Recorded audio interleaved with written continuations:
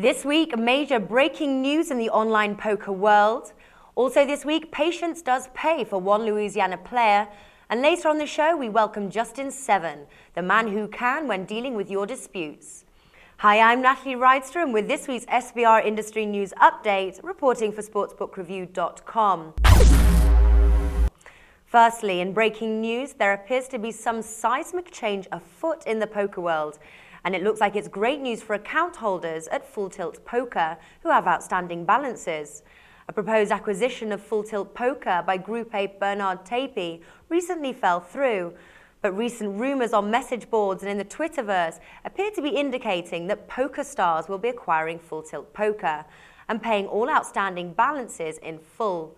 This may well be a move in anticipation of the opening up of the US market to online poker.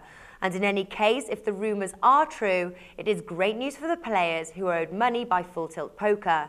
This will be a rapidly developing story for sure, and I'll be doing special reports on it as the story unfolds.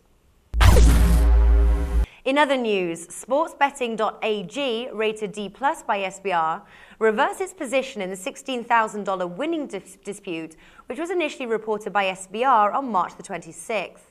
To summarize for viewers who may not have followed the case, a player who ran up a $100 deposit to a $16,000 balance had his funds confiscated on the grounds of registering with an incorrect details. The player registered as being from Texas, not Louisiana, where he resides, as his state was not available in the sign-up drop-down. SBR's position was the player had not intentionally deceived the sportsbook and that as his deposit was good and all bets accepted, the sportsbook had no rights to his winnings. SBR and sportsbook management has spent several hours discussing the dispute. Sports betting ultimately agreed to do the right thing and pay the player. We will keep you up to date on this and the player receiving his money, as well as the resolution of the other slow play complaints on file with sportsbetting.ag. And finally, 3 GetWin players have confirmed receiving approximately $5,800. The payment complaints were initially reported by SBR last month. SBR reported of a new slow play complaint on April the 20th from a user waiting on a £550 payout. GetWin's sportsbook rating has been lowered to a D+. Joining us now is Justin Seven. Welcome, Justin. How are you? Good, thanks. And you? Very well, thank you.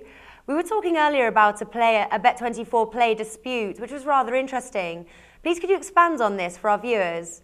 Sure. A player deposited 300 euros and after one bet had his wagering limits cut to 25 euros, which in essence, is holding his money hostage because he has to meet a certain amount of rollover before he can withdraw his money, for free. So, this is clearly unfair to the player because that's not what you're expecting, especially when you're depositing such a small amount, and he may have to make another 1,000 in euros wagers before he can meet his rollover.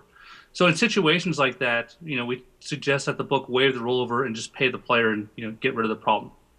And just quickly, for those of us who may not know what a rollover is, can you quickly explain what rollovers are and why sportsbooks have them?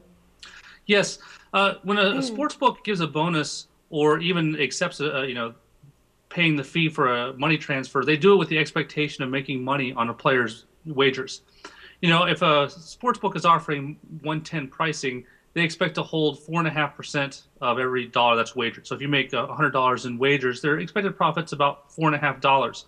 So generally, the higher the rollover, the more money they're going to make from a player. Now, when you're dealing with a professional player, it's just the opposite. The more he wagers, the more that the sportsbook is actually expected to lose. Do a lot of recreational books have similar problems dealing with professional players? Yes, this is a recurring problem you see with the rec books in that, the rec books are used to having a big rollover to meet their bonuses, and suddenly you're faced with a professional player, and sometimes they don't quite get the connect between your rollover on a recreational player being profitable versus the disconnect, and that you do not want a professional player betting with you. So what they do, they lower their limits to try to reduce the losses, but the player still has to meet the rollover and is still going to beat you. So what we typically recommend in cases like that is that if there was a bonus, you prorate the bonus, you waive the rollover, and just get rid of the player. Because, that saves sportsbooks tons of headaches. Now, in the Bet24 case we talked about, they did that. A lot of books will do that. And most books generally follow our recommendations for that. Okay, one question I'm interested to know, Justin, have you ever received any complaints where there was nothing you could do for the player?